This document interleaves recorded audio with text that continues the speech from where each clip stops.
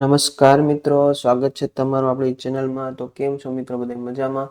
તો મિત્રો આપણો વાયરમેનનો કોર્સ બરાબર, જે આપણે સ્પેશિયલ હવે આ ટેસ્ટમાં તમને આપણે એક નવું એડવાન્સ ફીચર આપણે મોક ટેસ્ટ તમને આમાં આપણે મોક ટેસ્ટ પણ આપવાની છે. એ પણ કેટલી ખબર? 5 મોક ટેસ્ટ અને ટેકનિકલના 4000 પ્રશ્નો. તો આઈએમપી તો છે જ, પણ બીજું ઘણું બધું છે. એટલે જો તમને ગણિત રીઝનિંગ એમસીક્યુ તમને મળી ગયા, રીઝનિંગ, બંધારણ, કમ્પ્રેહેન્શન મિત્રો ક્યાંય નથી, કમ્પ્રેહેન્શન બધું, કરંટ અફેર. તો મિત્રો આટલું કરશો એટલે કોર્સમાં તમારું સિલેક્શન થવાની શક્યતા 100% વધારે છે. થિયરીની કોઈ જરૂર નથી મિત્રો. થિયરી તમે કેટલી કરશો? પણ આપણે આયર્મેનની તમે આઈટીઆઈની બુક વાંચેલી છે એટલે થિયરીમાંથી આવી જાય. હવે તમારે એમસીક્યુની પ્રેક્ટિસ કરવાની છે. ઓલમોસ્ટ 25 દિવસ બાકી છે, તો 25 દિવસ આપણે તમારા માટે સરસ મજાનું પ્લાનિંગ લાવ્યા છે. આમાં જેટલું આપવામાં આવે એટલું તમારે કરી નાખવાનું. અને પહેલી તારીખથી દરરોજ 25 માર્કની ટેસ્ટ પણ આવશે. એટલે કુલ 4000 પ્રશ્નો ટેકનિકલના કરી નાખશો ને મિત્રો, એટલે 120માંથી હું માનું ત્યાં લગી 100ની ઉપર માર્ક આવી જાય એવી પૂરી શક્યતા છે. અને મિત્રો સ્પેશિયલ આઈ કોડ, આઈ નિયમ, પછી આઈએસ કોડના પ્રશ્નો આપણે તમને કોર્સમાં આપશું. એટલે આપણે કોર્સમાં ઘણું બધું કન્ટેન્ટ આપેલું છે. હજી લગી તમે કોર્સ વિઝિટ ન કરેલું હોય તો જોઈ લેજો મિત્રો. ચાલો શરૂ કરીએ આજનો આપણો પહેલો ક્વેશ્ચન. તો નીચેના પૈકી ભૌતિક જોખમ કયું છે? ભૌતિક જોખમ કોને કહેવાય? તો મિત્રો તમને ખબર હોવી જોઈએ, ભૌતિક જોખમ આવે, રાસાયણિક જોખમ આવે, આવી રીતે જોખમ આવે બરાબર. તો એ કયા પ્રકારના આવે, એમાં કોનો ઇન્ક્લુઝન થાય છે બરાબર.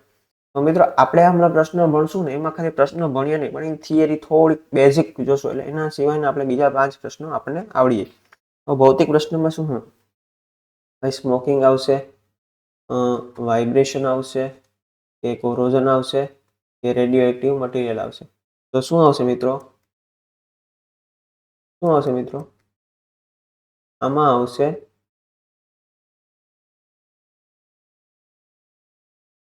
ભૌતિકમાં વાઇબ્રેશન. વાઇબ્રેશન એવું છે કે જે ભૌતિક જોખમ છે. હું ગણું કઈ રીતે વાઇબ્રેશન? તો જો આમાં મેં ઇન્ક્લુડ કે ભૌતિક જોખમમાં ધરતીકંપ, પૂર, આગ, વાઇબ્રેશન, ટોર્નેડો વગેરેનો સમાવેશ થાય છે. ભૌતિક જોખમોમાં ઘણીવાર માનવ અને કુદરતી બંને તત્વો હોય છે. ઉદાહરણ તરીકે પૂરની સમસ્યાઓ, આબોહવાની વધઘટ, તોફાની આવર્તન, કુદરત, પૂર્ણ ગટર વગેરે પ્રભાવિત થાય છે. એટલે ભૌતિક જોખમ એટલે મિત્રો શું આવે? જે કુદરતી વસ્તુ થતી હોય એને શું કહેવામાં આવે? ભૌતિક જોખમ કહેવામાં આવશે. તો આમાં સ્મોકિંગ કુદરતી નથી, કોરોઝન કુદરતી, પણ એ તો શું છે કે ઓક્સિજન ઇફેક્ટના કારણે થાય. રેડિયો એક્ટિવ મટીરિયલ, તો ભૌતિક જોખમમાં શું આવશે? વાઇબ્રેશન. એ મટીરિયલની કેપેબિલિટી. ખૂબ અગત્યનો પ્રશ્ન, માહિતી ચિહ્નોનો આકાર શું હોય છે? મિત્રો આમાં આપણે ખબર છે 4 પ્રકારના ચિહ્નો આવશે. માહિતી ચિહ્ન આવે, પ્રોહિબિશન ચિહ્ન આવે બરાબર. મિત્રો આ ખૂબ આઈએમપી પ્રશ્ન છે. આની એક પીપીટી આપણે આપણા કોર્સમાં મૂકી છે. આપણી સરસ મજાની આની એક પીપીટી બનાવી છે, જે તમારા માટે કોર્સમાં મોકલી છે. તૈયાર કરી નાખજો, કારણ કે એક પ્રશ્નમાંથી હોવાની શક્યતા પૂરેપૂરી છે. ચિહ્નનો આકાર કેવો હોય, ચિહ્નનો રંગ કેવો હોય, એનું બેકગ્રાઉન્ડ કેવું હોય, આ બધું એમાં આવે છે. ભાઈ ચોરસ, લંબચોરસ, ગોળ, ત્રિકોણ કે પંચકોણ? તો શું આવશે મિત્રો આમાં? ચોરસ પ્રકારનું કેવું આવશે? ચોરસ પ્રકારનું લંબકોણ પ્રકારનું ચિહ્ન જે કોનું હોય? માહિતીનું ચિહ્ન. જો તમને હું બીજી પીપીટીમાંથી મેં ફોટો મૂક્યો છે, આની મેં પીપીટી મૂકી છે. જો સલામતી ચિહ્નો, 4 મૂળભૂત ચિહ્નોનો સમાવેશ થાય છે. એક છે પ્રતિબંધિત ચિહ્નો બરાબર. એટલે પ્રતિબંધિત એટલે અહીંયા એ વસ્તુ નથી કરવાની. જેમ કે પેટ્રોલ પંપ પાસે આપણે લખેલું હોય કે ભાઈ બાકસ સળગાવવાનું નથી બરાબર, સિગરેટ બરાબર, ધૂમ્રપાન કરવાનું નથી, તો પ્રતિબંધિત ચિહ્નમાં આવે. ફરજિયાત ચિહ્નો કે અહીંયા આ ચિહ્નનું ફરજિયાત પાલન કરવાનું છે. પછી ચેતવણી ચિહ્નો બરાબર, ચેતવણી આપે.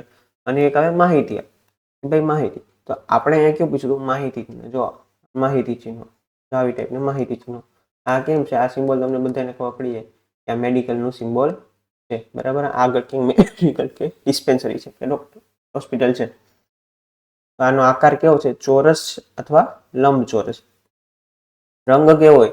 લીલા પૃષ્ઠભૂમિ ઉપર સફેદ પટ્ટી. એટલે જો આ જે આખું હોય ને, તમે જોજો બરાબર, તો તો આ આખો લીલો કલર હોય અને આ જે હોય ને વચ્ચેનું જો બીજું એનો કયો કલર હોય? સફેદ કલર. લીલા પૃષ્ઠભૂમિ ઉપર સફેદ રંગનો પ્રતીકો, બરાબર.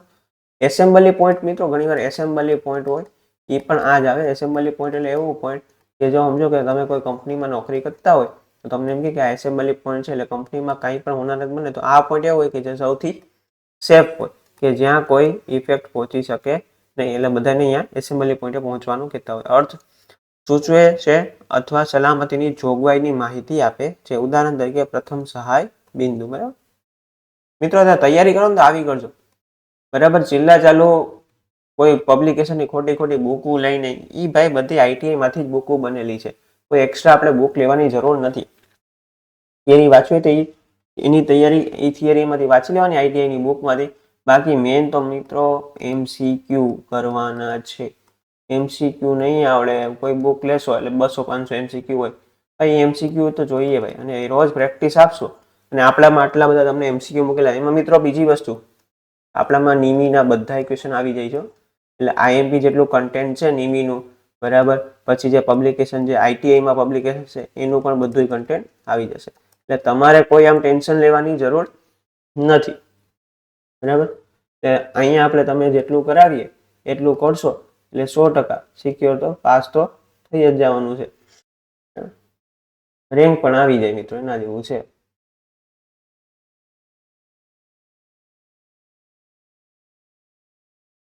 આગળનો પ્રશ્ન સ્કીપ થઈ ગયો, જોઈ લઈએ આપણે. શું કે આગળનો પ્રશ્ન ભાઈ? સીટીસી નું પૂરું નામ જણાવો. સીટીસી મિત્રો ફાયર એક્સટિંગ્યુશર હોય ને, ફાયર એક્સટિંગ્યુશર, એમાં આવે સીટીસી. તો કેપ્ટોપ્ટેન કહેવાય, carbon tetrachloride, carbon tetra chemical, carbon tetra chloride. તો શું આવશે મિત્રો? આનો જવાબ આવશે કાર્બન ટેટ્રા ક્લોરાઇડ, સીટીસી. મિત્રો ઉતાવળે કેમિકલ ટેટ્રા ક્લોરાઇડ લખાય ન જાય, આવું ધ્યાન રાખવું. નાની નાની વસ્તુ પર ખાસ ધ્યાન રાખવું, ઉતાવળે આપણી ભૂલ ન થાય મિત્રો. અને આમાં તો 0.25 નેગેટિવ છે એટલે તમારે ધ્યાન પણ રાખવું જોઈએ. અગ્નિશમકમાં સીટીસી એટલે કાર્બન ટેટ્રા ક્લોરાઇડ જેવા એક રસાયણ કે જેનો ઉપયોગ અગાઉ જૂના અગ્નિશમકોમાં થતો હતો, પરંતુ તેની ઝેરીતાના કારણે તબક્કાવાર તેને દૂર કરવામાં આવેલો છે. કારણ કે જ્યારે તેને ગરમ કરવામાં આવે છે ત્યારે તે ખૂબ જ ઝડપથી ફોર્સ્ડ ગેસ ઉત્પન્ન કરે છે અને ધુમાડો દેતા તંત્ર માટે હાનિકારક છે. એટલે હવે આનો ઉપયોગ થાય છે, પણ ધીરે ધીરે તબક્કાવાર આનો ઉપયોગ ઘટાડી અને બીજા કેમિકલ પદાર્થો મિક્સ કરવામાં આવે છે કે જેથી, કારણ કે આવું છે થોડું ઝેરી છે, પણ સીટીસી એટલે આવવું જોઈએ. ફાયર એક્સટિંગ્યુશરમાં વપરાય અને કાર્બન ટેટ્રા ક્લોરાઇડ એનું નામ છે. નેક્સ્ટ ક્વેશ્ચન જોઈએ. સલામતીનો અર્થ શું છે? સલામતીનો અર્થ, સલામતી એટલે મિત્રો કોઈ પણ કામ કરતા પહેલા હંમેશા સલામતી રાખવી જરૂરી છે. સલામતી વગર કામ કરવું જોઈએ નહીં, કારણ કે આપણે હાજર છીએ તો આપણે ભવિષ્યમાં પણ કામ કરી શકશું. સલામત કાર્ય માટે વાતાવરણ પૂરું પાડવું, પીડિતને પ્રાથમિક સારવાર આપવી, વ્યવસાયિક જોખમો, નુકસાન જોખમ વગેરે સ્વતંત્ર અથવા રક્ષણ. તો શું આવશે મિત્રો? મિત્રો ક્વેશ્ચન બહુ મસ્ત છે, પ્રશ્નો પણ એકદમ નજીકના આપેલા. શું આવશે? સલામતી એટલે નુકસાન જોખમ વગેરેથી સ્વતંત્ર તથા રક્ષણ. નુકસાન જોખમ વગેરેથી સ્વતંત્રતા અથવા રક્ષણ આપવું. સલામત કાર્ય માટે વાતાવરણ પૂરું પાડવું એ નહીં આવે. બધાને એમ લાગતું હતું કે આ પ્રશ્ન આ જવાબ આવશે, પણ એમ નહીં આવે. નુકસાન જોખમ વગેરેથી સ્વતંત્રતા અને રક્ષણ આપવું એનો અર્થ છે સલામતી. કોઈ પણ કાર્ય સલામતી સાથે કરવું જોઈએ. એના પછી ફર્સ્ટ એડ ટ્રીટમેન્ટમાં એબીસી નું પૂરું નામ જણાવો. મિત્રો આવા બેઝિક પ્રશ્નો છે ને બહુ પૂછાય છે. તમે ગમે પરીક્ષા લો, પણ આપણે બધું એડવાન્સ કરવા દે આ બધું મૂકી દઈએ એવું નહીં. સલામતી પહેલા. અને મિત્રો આપણે જે તમને ક્વેશ્ચન આપશો ને કોર્સમાં, જે ક્વેશ્ચન આપ્યા છે તમારા 12 ટોપિક છે સિલેબસના, એ ટોપિક પ્રમાણે આપણે ક્વેશ્ચન આપેલા છે. ટોપિક પ્રમાણે, જેમ કે પહેલા ટોપિકમાં આટલા, બીજા ટોપિકમાં આટલા અને પછી મિક્સ. એટલે આવી રીતે 4000+ પ્રશ્નો આપેલા છે અને ટેસ્ટ સ્વરૂપે પણ આપેલા છે અને 5 મોક ટેસ્ટ પણ છે. એટલે જો આ કોર્સ છે ને પરચેસ કરી લેશો ને 100% તમને એમ થશે કે મારું સિલેક્શન થાય છે ને, તમને કોન્ફિડન્સ પણ આવી જશે. તો એ પ્રશ્નમાં શું કહેવા માંગે છે એટલે મને ઇરેઝ કરી દો.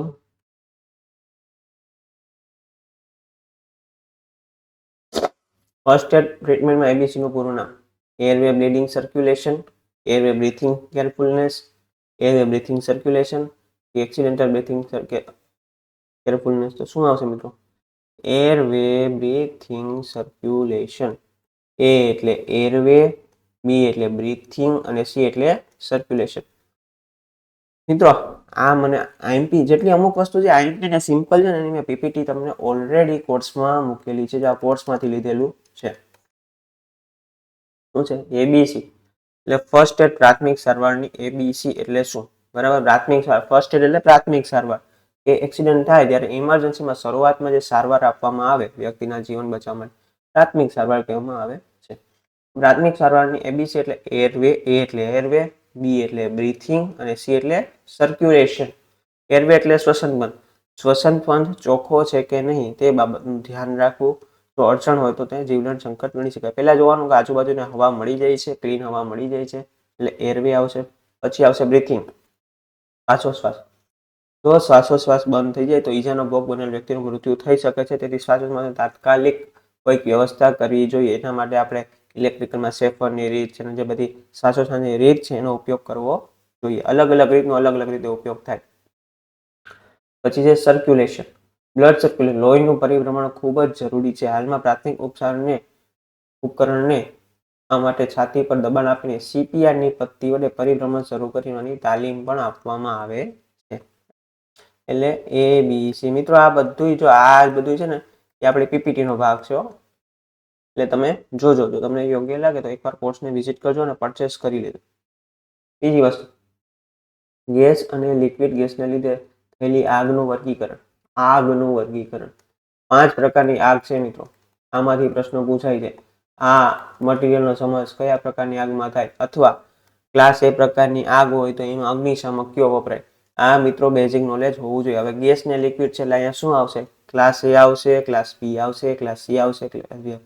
તો મિત્રો આમાં આવશે ક્લાસ સી ટાઈપનું મટીરિયલ કે જેમાં ગેસ કે લિક્વિડના લીધે થયેલી આગનો સમાવેશ કરવામાં આવે છે. જો આગના મુખ્ય પ્રકાર પીપીટી મૂકેલી છે આની પીપીટી. એટલે મિત્રો આપણે ને તમને આમ કન્ટેન્ટ બહુ બધું દહીં નથી દેવું કે ભાઈ આ કરી નાખો એટલે દરિયો જેવું થાય પછી તમે કાંઈ ન કરો. આપણે તમને કોરું માખણ દેવાનું છે. ભાઈ આ કરી નાખો તો ભાઈ આમાંથી શક્યતા છે કે 2 માર્કનું પૂછાઈ જાય. એવું કોરું માખણ જ દેવું છે. આમાં ક્લાસ એ, ક્લાસ બી, ક્લાસ સી, ક્લાસ ડી અને ક્લાસ ઈ. આની પીપીટી છે 10 પેજની. એ તમે કરી નાખો એટલે તમને બધું આવડી જાય. સી પ્રકારની આગ, બરાબર આપણે પૂછ્યું સળગી ઉઠે તેવા વાયુઓમાં લાગતી આગ એટલે સી પ્રકારની આગ. તેને બુઝાવવા માટે કાર્બન ડાયોક્સાઇડ વાયુ અથવા રાસાયણિક પાવડરનો ઉપયોગ કરવામાં આવે છે. બરાબર, વાયુ અને લિક્વિડના કારણે ઉત્પન્ન થતી આગનો ક્લાસ સીમાં સમાવેશ થાય છે. નેક્સ્ટ ક્વેશ્ચન, અગ્નિ બુઝાવવામાં શું મુશ્કેલી છે? જ્યારે આગ લાગેલી હોય ત્યારે સૌથી અઘરું છે અને બુઝાવવામાં સૌથી અઘરું છે આગમાંથી બળતણ ઉમેરવું, આગમાંથી બળતણ દૂર કરવું, આગથી ગરમીને અલગ પાડવી, આગમાંથી ઓક્સિજનનો પુરવઠો. તો મિત્રો તમને ખબર જ છે હીટનો ટ્રાયેંગલ છે. બરાબર, ઓક્સિજન જોઈએ, પછી અહીંયા શું જોઈએ? બળતણ જોઈએ, અને અહીંયા શું જોઈએ? એક બળતણ, એક ઓક્સિજન. અહીંયા શું આવશે? ગરમી. એટલે આગ જ્યારે દૂર કરવી ત્યારે ત્રણેયમાંથી કોઈ એક વસ્તુ રિમૂવ કરવી પડે. એમાં સૌથી અઘરું વસ્તુ શું છે કે જેને દૂર કરી? બળતણ દૂર કરવું સહેલું છે. ગરમી પણ તમે ટૂંકમાં હીટ પણ દૂર કરી શકો. બરાબર, ટેમ્પરેચર નોર્મલ કરાવી. સૌથી અઘરું છે કે ઓક્સિજનને દૂર કરવું. આગમાંથી ઓક્સિજન દૂર કરવું ને મિત્રો, ઓક્સિજનના પુરવઠાને, એ ખૂબ જ અઘરું છે. એટલે ઓક્સિજન દૂર કરવું એ અગ્નિ બુઝાવવામાં સૌથી અઘરી પ્રોસેસ ગણાય છે. એના પછી 5S સિસ્ટમ. બરાબર, 5S સિસ્ટમ છે જેની પીપીટી મેં મૂકેલી છે. જાપાનીઝ ટેકનોલોજી છે. બધા એસનો અલગ અલગ મતલબ છે. એમાં જે માનકતા, બરાબર, સ્ટાન્ડર્ડાઇઝેશન કયો એસ સૂચવે છે? તો મિત્રો એના માટે પગલું જે 4 છે, ચોથો એસ છે ને તમારું સ્ટાન્ડર્ડાઇઝેશન સૂચવે છે. જો આ પીપીટીમાં જો 5 હાઉસકીપિંગની પટ્ટી, 5S system, sort, set in order, shine, standardize અને સસ્ટેન. મિત્રો આને 8 પેજની પીપીટી મેં આની મૂકી છે. જો વ્હીલ રાખો, sort, set in order, shine, standardize, sustain. અહીંયા આપણે સ્ટાન્ડર્ડાઇઝનું પૂછ્યું હતું. આનાથી ફાયદો શું થાય 5S સિસ્ટમ ઉપયોગ કરવાથી? ઉત્પાદનમાં વધારો, ગુણવત્તામાં વધારો, કિંમતમાં ઘટાડો. અને મિત્રો આ કઈ કોના દ્વારા ડેવલપ કરવાના? આ છે જાપાનીઝ સિસ્ટમ IES. ખૂબ મહત્વની સિસ્ટમ છે ને IMP છે. તમે એકવાર PPTમાં જોઈ લેશો એટલે તમને સિસ્ટમ આવડી જશે. મિત્રો કોર્સની ડિટેલ્સ આવી ગઈ છે. મસ્ત મજાનો MCQ નો કોર્સ છે અને ઘણું બધું કન્ટેન્ટ છે. માર્કેટમાં જેટલું છે ને, અને મેં કીધું ને, કોથળો નથી દેવો, કોરું માખણ દેવાનું છે તમને. જે રીતે અમને હેલ્પરમાં આપ્યું હતું કોરું માખણ, હેલ્પરમાં જેટલા છોકરા આપણી જોડે જોડાયેલા હતા ને મોક ટેસ્ટમાં, એ બધાનું પેપર ખૂબ સારું ગયેલું છે. બધાનું સિલેક્શન થશે, બરાબર. અને આપણે જે મોક ટેસ્ટ આપેલી હતી, મોક ટેસ્ટ છે ને મિત્રો, મોક ટેસ્ટ એ ખરેખર એમ કહેવાય ને કે જેટલા મોક ટેસ્ટ નથી આપીને ટાઈમ વૈધો ગણાય ને ટાઈમ વધો ને પછી આમાં ભૂલ થઈ ગઈ, આમાં ઓલું થઈ ગયું. આ મોક ટેસ્ટ અને તમારે તો મિત્રો 210 માર્ક્સનું પેપર છે. તો ટેસ્ટ દીધા વગર ખબર કેમ પડશે કે હું આટલી ટાઈમ બેસી શકીશ કે નહીં બેસી શકીશ, અથવા થાકી જાય ગણાય, અડધેથી થાકી જાય. તો એ ન થાય એટલે આપણે આમાં 5 mock test free of cost આપણા કોર્સમાં મૂકી છે. ફ્રી ઓફ કોસ્ટ મૂકવામાં આવશે, ફ્રી ઓફ કોસ્ટ. અને આ બધું તો જો આવું સારું કન્ટેન્ટ તો હું આપું જ છું, બરાબર. એટલે તમારે કોઈ ચિંતા કરવાની જરૂર નથી. આ કોર્સ લઈ લ્યો ને આઈટી તમારી જૂની બુક પડી હોય તો એમાં થિયરી વાંચવી હોય તો ઠીક છે, બાકી આ MCQ ખાલી કરી નાખો ને મિત્રો આ 4000. તો તમે વિચારો જ્યારે 4000 પ્લસ હું MCQ ગણતો હોય તો તમને એમાંથી 120 માર્ક ન આવે, આવી જ જાય. આજ તો ખાલી ટેકનિકલના છે, ટેકનિકલના આટલા MCQ છે. એટલે થોડું વિચારવાનું છે તમારે કે ભાઈ આપણે આ જે કરીએ છીએ. અને બીજું એક વસ્તુ મેં તમને મિત્રો એમ કીધી કે ખાલી MCQ ગોખવા ખાતર નથી ગોખવાના, કઈ રીતે તૈયાર કરવાના છે. જેમ કે મેં કીધું ને 5 માં તમને હમણાં ચોથું પગલું આવ્યું તો પહેલા બીજા ત્રીજા પગલા ગયા છે, પાંચમા પગલા ગયા છે, એ તમારે તૈયાર કરવાનું. આની આવી રીતે તૈયારી કરવાની, ખાલી આ ક્વેશ્ચન પૂરતી તૈયારી નથી કરવાની. પછી એના પછી આપેલા સાધનનું નામ શું છે? કોમ્બિનેશન પ્લાયર છે, વાયર સ્ટીપર છે, ક્રિમ્પિંગ ટૂલ છે, સાઇડ. મિત્રો આ બધા સાધનોનો ઉપયોગ પણ ખબર હોવી જોઈએ, ઇમેજ પણ ખબર હોવી જોઈએ. તો મિત્રો આ જે છે એ છે સાઇડ કટર. એટલે એવી રીતે તમારે તૈયાર કરવાનું છે, કારણ કે આ હેન્ડ ટૂલ્સ છે. હેન્ડ ટૂલ્સમાંથી એક પ્રશ્ન હોવાનો છે. એટલે જો આ સાઇડ કટર કહેવાય. સાઇડ કટર જેને ડાયગોનલ પ્લાયર્સ અથવા વાયર કટર પણ તરીકે ઓળખવામાં આવે છે. મિત્રો કદાચ આમાં જો સાઇડ કટર ન આપેલું હોય તો આની જગ્યાએ આ ડાયગોનલ પ્લાયર આપેલું હોય તો આપણને ખબર પડવી જોઈએ. ડાયગોનલ પ્લાયર, ઘણાને ડાયગોનલ પ્લાયર ન ખબર હોય, સાઇડ કટર ખબર હોય તો એ જવાબ ટીક ન કરે. એટલે બીજા નામ પણ યાદ રાખવાના. અથવા વાયર કટર તરીકે ઓળખવામાં આવે છે. તે એક હેન્ડ ટૂલ્સ છે જે વાયર, કેબલના નાના ઘટકોને ચોકસાઈથી કાપવા, ટ્રીમ કરવા માટે રચાયેલ છે. તેનો ઉપયોગ ઇલેક્ટ્રિકલ વર્ક, ઇલેક્ટ્રોનિક્સ પર, હસ્તકલા વગેરેના ઉત્પાદનમાં કરવામાં આવે છે. Next question. વ્યવસાયિક આરોગ્ય સલામતીનું મુખ્ય લક્ષ્ય શું છે? આરોગ્યની સલામતી, હેલ્થની સેફટી, શિસ્ત જાળવવા માટે, સહકાર આપવા માટે, સલામત કાર્ય વાતાવરણ પૂરું પાડવું, કે કાર્યને સુઘડ અને સ્વચ્છ રાખવા માટે. તો વ્યવસાયિક આરોગ્ય સલામતીનો મુખ્ય હેતુ શું છે? કે સલામત કાર્ય વાતાવરણ પૂરું પાડવું, બરાબર. વ્યવસાયિક આરોગ્ય સલામતીનો મુખ્ય હેતુ ભાઈ સલામત કાર્ય વાતાવરણ પૂરું પાડવાનું છે. નેક્સ્ટ ક્વેશ્ચન જોઈએ. હેમર, હથોડી. મિત્રો હથોડીના અલગ અલગ ટાઈપ આવે ખબર? Claw hammer, straight peen hammer, ball peen hammer, cross peen hammer. મિત્રો આ જે હથોડી છે, હથોડી કેના ચાલે? આના દ્વારા નક્કી થાય. તો આ કઈ પ્રકારની હથોડી છે? તો મિત્રો આ જે છે એ બોલ પેન હેમર છે. જો તમને દેખાવ બોલ પેન હેમર, જો અહીંથી આવું હોય, પછી ઘણીમાં આમથી આમ હોય, બરાબર. એટલે ક્રોસ પિન, બરાબર. બધી હથોડીની પ્રકાર ખબર પડવી જોઈએ. મિત્રો આ મૂકી છે આપણે PPT. હેન્ડ ટૂલ્સની સરસ મજાની, એમાં બધીની ઇમેજ આવી જાય, કોઈ ઇમેજ બાકી રહેતી નથી. બોલપેન હેમરનો ઉપયોગ મુખ્યત્વે ધાતુના કામમાં કરવામાં આવે છે, જેને રિવેટિંગ, ધાતુનો આકાર આપવા, પિન અને ફાસ્ટનરની કિનારીઓને ગોળાકાર કરવા માટે. એટલે આ કઈ છે? બોલપેન હેમર અથવા બોલપેન પણ કહેવામાં આવે. એટલે અહીંથી ટૂંકમાં લંબગોળ છે અને અહીંથી સર્કલ ટાઈપ, હાફ સર્કલ. રાસાયણિક જોખમ. મિત્રો આગળ આપણે જે જોખમ આવ્યું તો એ ભૌતિક આવ્યું હતું. હવે શું છે? રાસાયણિક, બરાબર. રાસાયણિકમાં શું આવશે? રસાયણ વાળું કંઈક આવતું હોય, થાક, બેક્ટેરિયા, કોરોઝિવ. તમને ખબર પડે સાહેબ, કોરોઝિવ એટલે રાસાયણિક ઇફેક્ટના કારણે ઓક્સિજનમાં ઓક્સિજન સાથે રાસાયણિક ઇફેક્ટ કરીને ફેરસમાં કોરોઝન ઉત્પન્ન થતું હોય છે. લોખંડના મટીરિયલમાં આપણે કોરોઝન જે કાટ લાગે એને શું કહેવાય? આને શું કહેવાય? કાટ લાગવું. કોરોઝન એટલે શું? કાટ લાગવું. એ એક રાસાયણિક ઇફેક્ટ છે. એના પછી ટારહેન્ડ સ્ક્રૂડ્રાઈવર સ્ક્રૂ ચલાવવા માટે કયું સ્ક્રૂડ્રાઈવર વપરાય છે? જુદા જુદા પ્રકારના સ્ક્રૂડ્રાઈવર હેન્ડ ટૂલ્સનો પ્રશ્ન છે. Connected screwdriver, Phillips screwdriver, heavy duty screwdriver કે ઇન્સ્યુલેટેડ સ્ક્રૂડ્રાઈવર. તો સ્ટાર હેડ વાળા સ્ક્રૂ ચલાવવા માટે ફિલિપ્સ સ્ક્રૂડ્રાઈવરનો ઉપયોગ થાય છે. સ્ક્રૂડ્રાઈવર વિશે ખબર હોય ને તમે બધા ટાઈપ કહો, પણ ભાઈ તૈયારી આવી રીતે જ થાય, આવી રીતે જ તૈયારી કરવાની છે. તો આ છે ફિલિપ્સ સ્ક્રૂડ્રાઈવર. ફિલિપ્સ સ્ક્રૂડ્રાઈવરનો ઉપયોગ ક્રોસ આકારના સ્લોટ સાથે આવી રીતે હોય મિત્રો. આમ તમે ઇમેજ જોશો ને, આમાં કદાચ ઝૂમ કરી નહીં દેખાય, આવી રીતે ક્રોસ ટાઈપ હોય. આમ સ્લોટ સાથે સ્ક્રૂ ફેરવવામાં આવે છે, જેનો ઉપયોગ તમે બધા કરેલો છે પણ નામ નથી આવડતું. એનો મુખ્ય હેતુ સ્ક્રૂને સીધા ચલાવવા, લપસતા અટકાવવા, સ્વકેન્દ્રિત અને ચુસ્ત રીતે ફિટ પ્રદાન કરવા માટે છે. સ્ક્રૂડ્રાઈવરનું ક્રોસ સેક્શન આકારનું માથું સ્ક્રૂના ક્રોસ સેક્શનના વિષયમાં બંધ બેસે છે. તે ઉચ્ચ ટોર્ક આપે છે અને સ્લોટેડ સ્ક્રૂની તુલનામાં ઓછું નુકસાનની પરવાનગી આપે છે. એટલે ફિલિપ્સ સ્ક્રૂડ્રાઈવરનો ઉપયોગ સ્ટાર હેડ સ્ક્રૂ માટે થાય. બરાબર. ત્યાં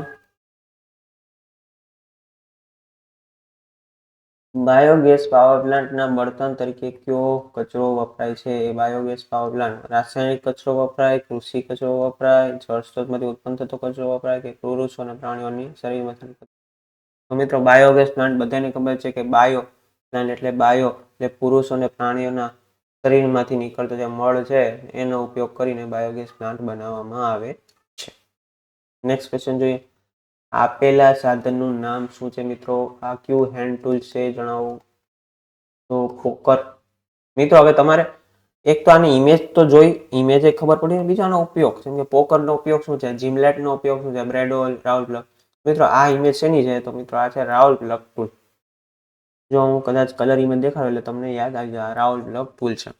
Raul plug tool, Raul plug જેને વોલ પ્લગ અથવા એન્કર પણ કહેવામાં આવે છે, ઇન્સ્ટોલ કરવા માટેના આ સાધન રાઉલ પ્લગ નામનો બ્રાન્ડ નામનો ઉલ્લેખ કરી શકે છે. વિવિધ રાસાયણિક પાવર ટૂલ્સ બનાવે છે. આ શબ્દ મોટે ભાગે ચોક્કસ પ્રકારના ફિક્સિંગ સાધનો માટે તેનો ઉપયોગ કરવામાં આવે છે. જેમ કે હોલો દિવાલ હોય, કેવિટી સેટિંગ ટૂલ હોય, એમાં રાઉલ પ્લગ દિવાલમાંથી પ્લગ કાઢવાનો રાઉલ પ્લગ રિમૂવલનો ઉપયોગ થતો હોય છે. એટલે રાઉલ પ્લગ તમને ખબર ને આવી રીતે ખીલા ટાઈપ હોય છે.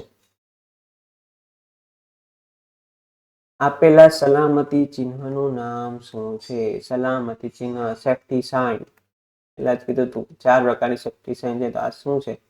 આ ચિહ્ન બધા હેન્ડ ગ્લોવ્સનો ઉપયોગ કરો, પણ શું છે? માહિતી ચિહ્ન, ફરજિયાત ચિહ્ન, ચેતવણી ચિહ્ન કે પ્રતિબંધિત ચિહ્ન? તો મિત્રો આ જે છે એ શું આવશે? ફરજિયાતમાં આવશે. એને ઇંગ્લિશમાં કહેવાય મેન્ડેટરી સાઇન. શું કહેવાય? Mandatory sign. સાહેબ આવી સાઇન અમને કેમ ખબર પડશે કે આ મેન્ડેટરી સાઇન છે? જો આ બધી સાઇન મેં મૂકી દીધી. જ્યારે હેન્ડ ટૂલ્સનો ઉપયોગ કરવાનો કહે ત્યારે બધી મેન્ડેટરી સાઇનમાં હોય, જેને ફરજિયાત ચિહ્નો કહેવામાં આવે. તો આમાં શું છે કે ભાઈ આંખ શૂટ પહેરવું, safety shoes, helmet, nose mask, બરાબર. પછી શૂટ જ છે, પછી હેન્ડ ગ્લોવ્સ, પછી ઇયરબડ્સ, ઇયર પ્લગ, બડ્સ નહીં મિત્રો, પ્લગ. પાવરમાં નોકરી કરતા હોય તો અવાજ અહીંયા પુષ્કળ હોય તો ઇયર પ્લગ, ગોગલ્સ, એપ્રોન, પછી gas mask, dust mask, assembly point. તો મિત્રો આવું છે કે મેન્ડેટરી સાઇન છે, ફરજિયાત ચિહ્ન. મિત્રો એટલે આવું તો ચિહ્ન પૂછાશે, આવું બધું તો પૂછાશે, એ આપણે ખાસ તૈયાર કરવું. હૃદય રોગનો હુમલો થયેલ વ્યક્તિને તમે કેવી રીતે ઓળખશો? કોઈને સમજો કે હૃદય રોગ આવી ગયો હોય, બરાબર, એટેક આવી ગયો હોય, તો એને કઈ રીતે ઓળખી શકાય? કરોડના હાડકાના દર્દથી મોઢું સંપૂર્ણ બંધ થઈ જાય, પેટમાં સોજો આવે છે કે હોઠની ચારે, તો શું આવશે? હોઠની ચારે બાજુ બ્લુ કલર થઈ ગયું એટલે સમજી લો કે આ ભાઈને એટેક આવ્યો છે. જો પીડિતને માથાના ભાગે ઘાવ આવ્યો હોય તો તેની સારવાર માટેનો ગોલ્ડન પીરિયડ.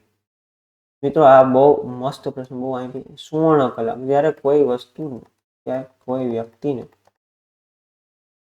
એવી ઈજા પહોંચી હોય અને ટૂંકમાં જો માથાના ભાગે હોય તો સૌથી વધારે એવી ગણાય, તો એના માટે જે સુવર્ણ કલાક છે ને, કયો સમય અગત્યનો છે કે એમાં એને સારવાર મળી જાય તો એનું જીવન બચી શકે, બાકી બચી ન. તો જે પહેલી 30 મિનિટ છે એક્સિડન્ટ થયા પછી કે લાગ્યા પછી એને એની સુવર્ણ કલાક કહે છે, ગોલ્ડન પીરિયડ. જો એને તેમાં તેની સારવાર મળી ગઈ તો એનું જીવન બચી શકે, બાકી એનું જીવન બચી શકે નહીં. એટલે તો આપણે પ્રાથમિક સારવાર ઉપર ફોકસ કરીએ છીએ કે જો પ્રાથમિક સારવારને આ સમયમાં મળી જાય એનું જીવન બચી શકે. તો ગોલ્ડન પીરિયડ અથવા સુવર્ણ કલાક એટલે પહેલી 30 મિનિટ. ઘણી બુકમાં 90 મિનિટ આપેલું હોય છે, પણ પહેલી 30 મિનિટ આવશે. આગના સંદર્ભમાં ગરમી ઓછી કરવાની રીત એટલે ટેમ્પરેચર. તમે કીધું ને આગનું ટ્રાયેંગલ મિત્રો આપણે જોયું હતું. બહુ મસ્ત પ્રશ્ન છે. ચાર્વિંગ કહેવામાં આવે, બ્લેન્કેટ કહેવામાં આવે, સ્મૂધરિંગ કહેવામાં કે કુલિંગ કહેવામાં. ગરમી ઓછી કરવી ને એટલે આપણે શું કોલ કરવું ભાઈ, કોલ. આવું છે કુલિંગ. સાહેબ આ બાકીનું અમને સમજાવીએ.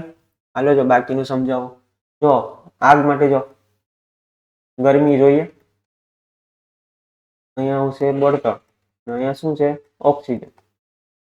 આ આગ માટેની જરૂરી વસ્તુ. હવે આગને દૂર કરવી હોય, આગ બુઝાવી હોય, આ ત્રણમાંથી એક વસ્તુ ન હોવી જોઈએ. તો ગરમી દૂર કરવાની પ્રોસેસને શું કહેવામાં આવે? કુલિંગ. ફ્યુલ એટલે કે બળતણ દૂર કરવાની પ્રોસેસ શું કહેવામાં આવે? સ્ટાર્વેશન. શું કહેવામાં આવે? સ્ટાર્વેશન. અને ઓક્સિજન દૂર કરવું જે સૌથી અઘરું છે એને શું કહેવાય? સ્મૂધરિંગ. મિત્રો આમ તૈયારી કરો ને તો કંઈક ભેગું થાય. પરફેક્શન સાથે તૈયારી કરો. બાકી થોથા તો જાજા પડ્યા છે, બરાબર. બુક તો જાજી પડી છે, પણ એ બધી કંઈ વાંચવાની નથી ને વાંચી પણ નહીં શકો, એટલો ટાઈમ પણ નથી. અને ગોખવું નકામું છે. એટલે આવી રીતે સમજી જો. આ કેમ મેં તમને શીખવાડ્યું. આગ લાગવા માટે આ ત્રણ પરિબળ: ગરમી, બળતણ અને ઓક્સિજન. આ જરૂરી છે. સૌથી અઘરું શું છે? ઓક્સિજન રિમૂવ કરવું. હવે ગરમી છે તો કુલ થવું હોય તો કુલિંગ આવશે, બરાબર. અહીંયા આવશે સ્ટાર્વેશન આવશે, અને અહીંયા શું આવશે? સ્મૂધરિંગ એટલે ઓક્સિજનને રિમૂવ કરવું. તો cooling, removal of heat, best cooling media is water, બરાબર. ચોખ્ખી વાત છે. Smothering, reducing percentage of oxygen, બરાબર. Cutting off supply of oxygen, blanket use, બરાબર. બ્લેન્કેટ ધાબળો ને બધું આવે ને એટલે ઓક્સિજન ઘટી. પછી છે starvation, remove of fuel, removal of all combustion material. It is known starvation. આમ તૈયારી થાય મિત્રો, ગોખીને તૈયારી ન થાય. એની અવસ્થામાં મનુષ્ય શરીરનો આશરે અવરોધ કેટલો હોય છે? અવરોધનો એકમ ઓહમ. 100 ohm, 1000 ohm. મિત્રો હવે આમાં જો જવાબ શું આવે તમને બધાને ખબર છે, પણ પરીક્ષામાં જો 1000 ઓહમ ના આપેલો, 1 અને 1 કે ઓહમ આપેલો તો વસ્તુ સેમ જ છે. કે એટલે શું થાય? 1000. 1 કે એટલે 1000. અને આ વસ્તુ હું તમને કહું કે તમે રેગ્યુલર જોવો છો, તમે 1 કિલો ખાંડ લેવા જાઓ તો તમને કેટલા ગ્રામ આપે છે? 1000 ગ્રામ. 1 કે એટલે 1 કે એટલે 1000 ની જગ્યાએ કે એટલે શું થાય? 3 મીંડા. એટલે એની અવસ્થામાં મનુષ્યના શરીરનો આંતરિક અવરોધ 1000 ઓહમ હોય છે. શરીરના કયા ભાગ પર સૌથી વધારે શોકની અસર થાય છે? જો અહીંયા શોક લાગે તો ખૂબ ડેન્જર ગણાય. પગ, હાથ, જીભ કે નખ? તો શું આવશે? જીભ એવી વસ્તુ છે અહીંયા સૌથી વધારે શોકની અસર થાય છે. પછી પ્લાયર કઈ ધાતુમાંથી બનાવવામાં આવે છે? મટીરિયલ જણાવો. હેન્ડ ટૂલ્સનું મટીરિયલ, એમાં પ્લાયરનું material cast iron, aluminium, bronze. મિત્રો આમાં બધાય લખશે કે કાસ્ટ આયર્ન, પણ મિત્રો એ આવશે વેનેડિયમ સ્ટીલ, જે સ્પેસિફિક મટીરિયલ છે હેન્ડ ટૂલ્સ બનાવવાનું. હવે આપણે આ હેન્ડ ટૂલ્સની જે મેં કીધું પીપીટી મૂકી છે એમાં બધું ઇન્ક્લુડ કરેલું છે. હેન્ડ ટૂલ્સ, એનો પ્રકાર, એનો ઉપયોગ, એની આકૃતિ, એનું મટીરિયલ, પછી એનું સ્પેસિફિકેશન. તો આમ તૈયારી કરશું ને તો મિત્રો મસ્ત સિલેક્શન થશે, 100% થશે વ્યવસ્થિત રીતે. જ્યાં આંગળીઓ પહોંચી શકતી નથી ત્યાં નાની વસ્તુઓ પકડવા માટે કયો ટૂલ વપરાય છે? બરાબર. Neon tester, combination plier, screwdriver કે long nose plier? Long nose plier. ભાઈ આંગળીઓ પહોંચી શકતી નથી એટલે શું આવશે? પ્લાયર, પણ કેવું? લોંગ નોઝ, લાંબી ચાંચ પર, બરાબર. જો દેખાડો છે હોલ હોય અને હોલમાંથી ખીલી કાઢવી હોય તો આ બીજા કોઈ પ્લાયર ન તમે લોંગ નોઝ સીધું વયું જાય પછી તમે ખીલી કાઢશો. લાંબા નાકના પ્લાયર કે જેને સોય નોઝ કે લોંગ નોઝ પણ કહે છે. હાથનું સાધન છે જેમાં લાંબા ટેપરેડ જડબા હોય છે. તેનો ઉપયોગ ચુસ્ત અથવા પહોંચવા મુશ્કેલ જગ્યામાં વાયરને પકડવા, વાયરને વાળવા અને કાપવા થાય છે. ઇલેક્ટ્રિશિયન, ડિઝાઇન અને અન્ય કારીગરો કામમાં પણ એનો ઉપયોગ થાય છે. જેમનો પાતળા વાયરને હેરફેર કરતી હોય ચોક્કસ નિયંત્રણની જરૂર હોય ત્યારે આનો લોંગ નોઝ પ્લાયરનો ઉપયોગ થાય છે. કોર્સ ડિટેલ્સ આવી ગઈ છે મિત્રો. હવે મારે કહેવાની તમને જરૂર નથી કે આપણો તમે આ વિડીયો એક કદાચ જોયો એટલે તમને ખબર પડે કે આપણે કઈ રીતે તૈયારી કરાવી છે. ઘણી સ્ટુડન્ટ આપણી સાથે જોડાયેલા છે અને ખૂબ મજા આવે છે કે ભાઈ માર્કેટમાં બુક ભાઈ 600 રૂપિયાની બુક, ભાઈ બુકની થિયરી કંઈ કામની નથી. આઈટીઆઈની થિયરી છે. હવે આપણે તમારે પ્રેક્ટિસ કરવાની છે, બીજું કાંઈ નથી કરવાનું. એમસીક્યુનો આપણો કોર્સ લઈ બરાબર, આ બધા ક્વેશ્ચન અને બીજું 5 mock test free of cost. મિત્રો આ તમારા માટે છે ને કિંમત બહુ નાની કહેવાય, 440 રૂપિયા. પણ આમાં 5 મોક ટેસ્ટ તમને ગિફ્ટમાં આપવામાં આવે છે, બરાબર, ફ્રી ઓફ કોસ્ટ. બાકી તમે ખાલી મોક ટેસ્ટ લેશો ને તો એનો એટલો ભાવ હોય છે. આ બધું કન્ટેન્ટ અને આ નાની પીપીટી. મિત્રો હજી લગી જો કોર્સમાં જોડાયેલા ન હોય તો જોડાઈ જજો. કાંઈ પણ પ્રશ્ન હોય સંદીપ સાહેબનો નંબર આપેલો છે, બરાબર, અથવા નંબર ઉપર વોટ્સઅપ કરજો, બરાબર, એપમાં બરાબર. અને આપણી ગુજરાત જ્ઞાન એપ્લિકેશન ડાઉનલોડ કરીને આપણા કોર્સની અગત્ય એકવાર વિઝિટ કરજો મિત્રો. ખરેખર મજા આવે તો કોર્સ પરચેસ કરજો, કારણ કે આપણું કોર્સમાં કન્ટેન્ટ કોરું માખણ જ દીધું છે. એટલું કરો એટલે ઇનફ છે, બીજું કંઈ કરવાની જરૂર નથી. હેલ્પરના મિત્રોને પૂછી લેજો કે ભાઈ અમે જેટલું દીધું હતું એટલું જ પૂછાડું ને પરીક્ષામાં. લોકો ઘણું અઘરું કરાવે પણ એ કંઈ પૂછાતું નથી, કારણ કે આપણે શું કોને ફોલો કરીએ છીએ? સિલેબસ. એ સિવાય બીજું બહાર જવાનું નથી. તો ચાલો મિત્રો આજે આટલું રાખીએ. જય હિન્દ.